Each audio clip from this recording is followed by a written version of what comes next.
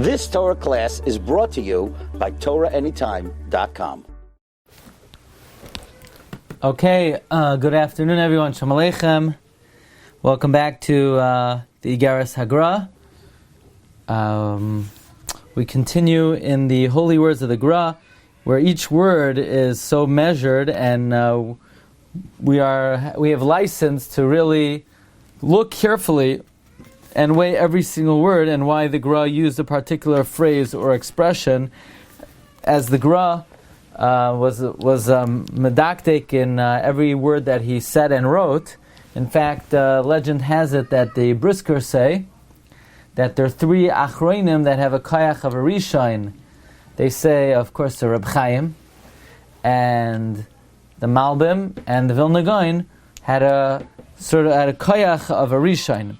So the Gra says, and now he's talking to his wife. Gam ken yadua igra dinashi be'akruye banayo.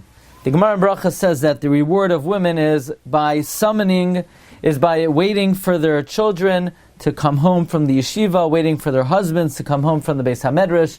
So therefore, the Gra is saying that he's encouraging his wife to be very careful and attentive in the upbringing of the children. V'amru Chachamenu, and Chazal say in the Tanad Bel Yerabba, "In lecha isha kshera b'nashim ela k'sha'isur tzayim baila." The sign of a kosher woman, of a woman who is fulfilling her tafkid, is when she does the will of her husband. And therefore, the Gra is saying, please listen to what I'm saying. Please follow the direction of this letter. And certainly what I'm telling you here is not just my own personal desire, my own personal wants, but these are the words of the living God. And I am confident that you will do everything that I wrote. Nevertheless, in other words, even though the sign of a good wife is a wife who follows her husband's direction, and especially over here, that I'm writing to you the words of God, and I'm confident that you're going to do what I wrote. Nevertheless, I am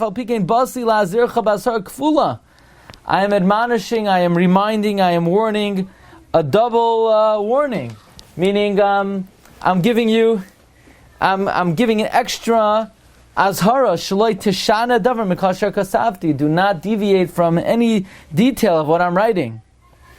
And this letter is so important. The Gra says, "V'tikras Iggeres says b'chol shavua." You need to read this letter every week. Rav Goldberg cites Iggeres Haramban, who also told his son they should read his letter every week.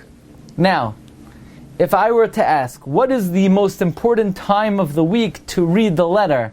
In other words, what time of the week has the greatest possibility for pitfall or for stumbling and for doing something improper that one would need to read this letter?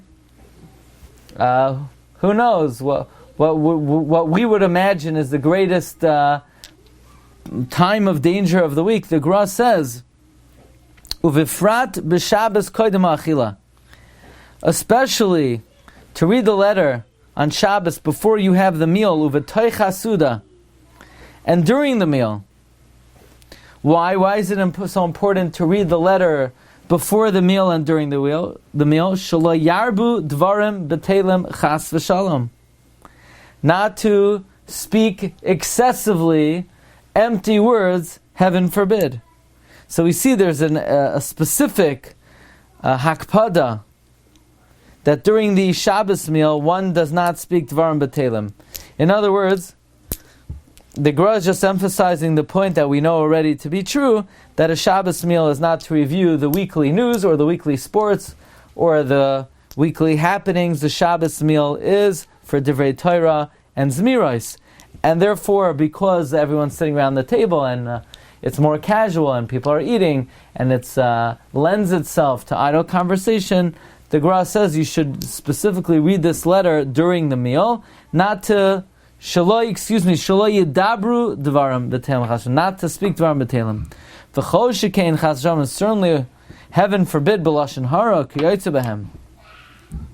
Now, the Gra goes back to what he mentioned before. Now, it's interesting here, because we pointed out that 3 times earlier he said one should guide their sons gently, and their daughters. He did not say that. Here he says it for both.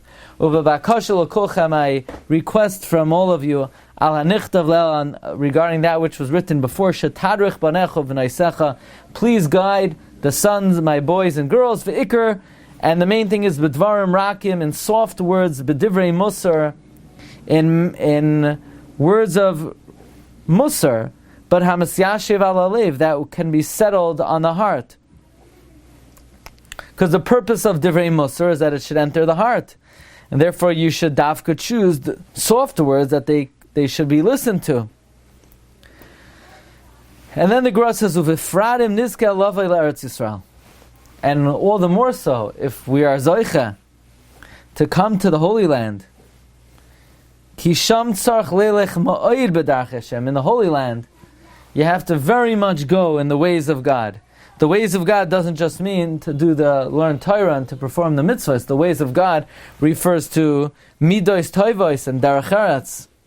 V'lachin targilam. Therefore, you need to accustom the children in the manner that they speak and in the midos that they have. Why? Ki hadibur, the way one speaks, v'hamidos, and one's character traits, tzarech hergel rav, needs great training. Meaning the most important and powerful force in developing good speech and good character is not learning musar, but training oneself. Repeated behavior. V'hahergel al kol davar shiltain. And habit for all matters becomes dominant. In other words, usually what will control one's behavior are the habits that one are in. Usually, if a person gets himself into a good habit, even for small things, Rav Goldberg gives an example. Let's say person is in the habit of washing mayim achronim, which, by the way, is a halacha by any meal. You have a peanut butter and jelly sandwich, you have to wash mayim achronim. No, not everyone has to wash mayim achronim. Oivdei koichavim u'mazolos are pater from mayim achronim, but kol asher b'shem Yisrael yechuna, anyone who's Jewish, it's a halacha in Shulchan Aruch. But the thing is, not everybody does it. Why not? Because they're not in a habit of doing it. And once you're in a habit of doing it, then it becomes second nature, which is the case in almost all areas of life. That once you get yourself into a good routine, it gets much easier. However, v'chol haschala kashes. Beginnings are very difficult. But once you get yourself into routine, things become very easy. The Kitzur Shulchan Aruch writes that the Yetzer Hara tries to say, it's so hard to get up early for davening. The truth is, it is very hard. The first 3 times, once you do it 3 times, then you have a habit. It's not hard anymore. Then it just becomes second nature. So the Gra is sort of emphasizing the importance of developing good habits. V'achar kach, and after that, toivloi, it's good, v'oizoloi, az yishalel, and then it goes, and you will be praised. In other words, sometimes you look at a big tzaddik and you ask, how in the world does he do what he did? And the answer is, it's a good question how he did it the first couple of times, but once he did it, it's second nature. But the difficult part is the haschala. Ki harasha, the wicked person, yodea ba'atzma, he knows sherav amar darkei, that his ways are bad and bitter. Achshe kasha lo yilifresh, but it's hard to separate. In other words, for most people, it's all a matter of good habits and bad habits. Good habits, they're hard to develop. Once you develop it, it's easy to continue. Bad habits, it's hard to develop, but once you have it, it's hard to break. I remember there was a gentleman who, I know he didn't grow up observant, but he worked around observant Jews, and he appreciated keeping Shabbos. And he admitted that the reason why he doesn't keep Shabbos is 2 reasons. Number 1, St. John's basketball, and number 2, he blows his hair every morning. Now, this guy, I mean, are you kidding me?